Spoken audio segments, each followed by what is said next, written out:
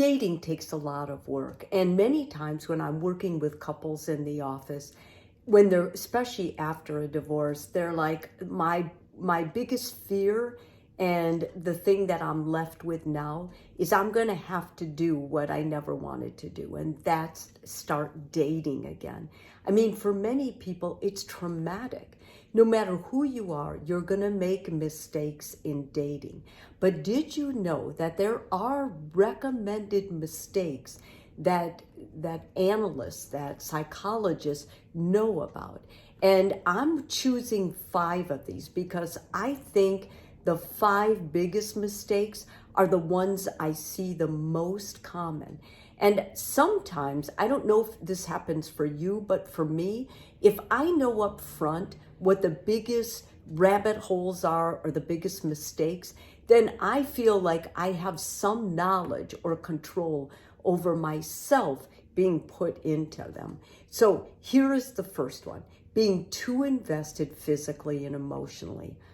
When you get into a relationship, it feels good. And especially if you've been single for a while or you don't really feel like, you're worth much, when somebody else is validating you, giving you attention, it feels really good. And to be able to admit that is important. But you do not want to make all of your physical and emotional investment into this person. What that means, how to avoid it, is to continue with your friends, continue doing your life. Don't make this person so that whenever they call or whenever they text, you're available. You want to be unavailable. You want to continue with all the things you have going on in your life. This person is just someone additional that you're interested in. When you change yourself to match their preferences. Now, when you're with somebody, many times you guys will talk about each other's type.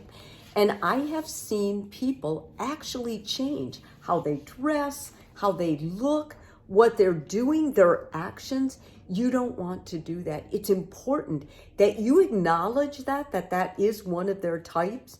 But if they weren't interested in you, they would have never chosen you. How you can get over that is to remind yourself, this person is attracted to you.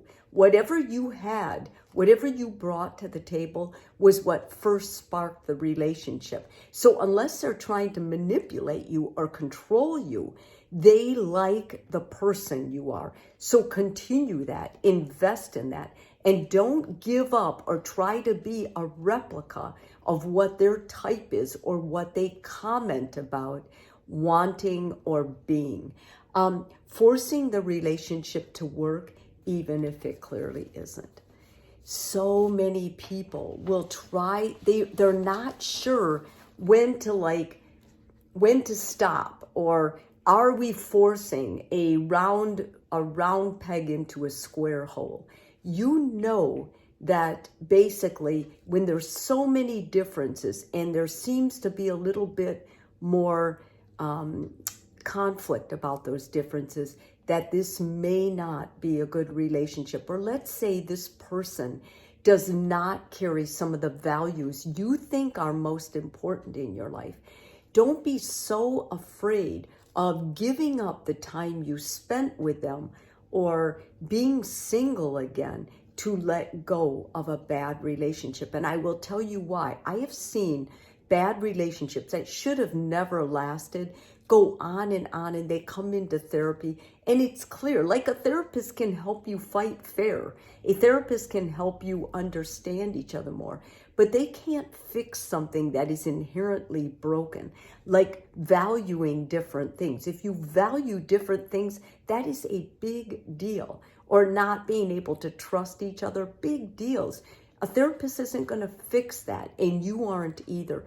Be wise enough to let it go when it starts hurting or going against your value statements. Neglecting your own goals or ambitions.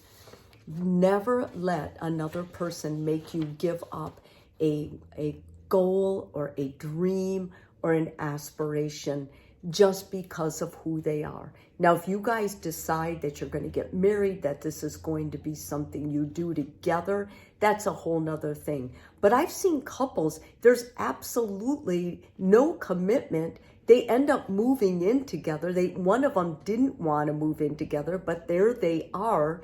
And things like that, you gave up your own identity, your own place to join this other person, and now you're just stuck here because everything's okay. Like they've got it made, but you don't. Don't give in to that. Whatever your goals, aspirations, if you want to travel, don't let someone who's not able or not ready to commit to you keep you grounded and basically clip your wings from doing the things that matter most to you. And lastly, your refusal to accept the single life. So many people right now, and I don't know if it was the aftermath of the pandemic or what, but they decide they want a family. Being single is not what they want. It's too hard. They want another person. That's fine. It's good to know your intention, what you want, but don't fear singlehood, because when you're terrified of it or you're afraid of it, you end up staying in really bad relationships. Much better to be in a single relationship with yourself, working on yourself, your self-investment, than to be with someone who doesn't appreciate you, doesn't prioritize you, and has no ability to commit to you. So just to reiterate, what are ways that you can enjoy your single life again? Because I see a lot of people afraid of going back here. Going out and doing things on your own or with a singles group, like hiking. Finding adventure is so important. It's like it reinvigorates you. It gets you set. And when you're around other people sharing that, whether it's a singles group or just other tourists, it's going to make you feel less alone and more confident. Reading books that help build your confidence, creating new goals, or constantly working on something, some project that you think is worthwhile to humanity, something bigger than yourself. Saving up money and understanding, saying, you know, I'm going to take a finance class because I'm sure I could be reinvesting some of this. I think single people that are able to financially take care of themselves so they can do the things they want to do, go travel, have, incredible meals, whatever it is, that is a real asset. And the more you know about finances, the more you can create a future. So you maybe don't have to work till you're 80 years old to sustain yourself. And lastly, being more kind to yourself every day. Remember, you're going to teach the next person who loves you how to treat you. You can't do that if you're terrified about being single and you feel unacceptable because someone else doesn't want you in their life. You're going to get more investment into yourself, get a better relationship with yourself, so you really have something to offer a partner, and a partner will have something to offer you.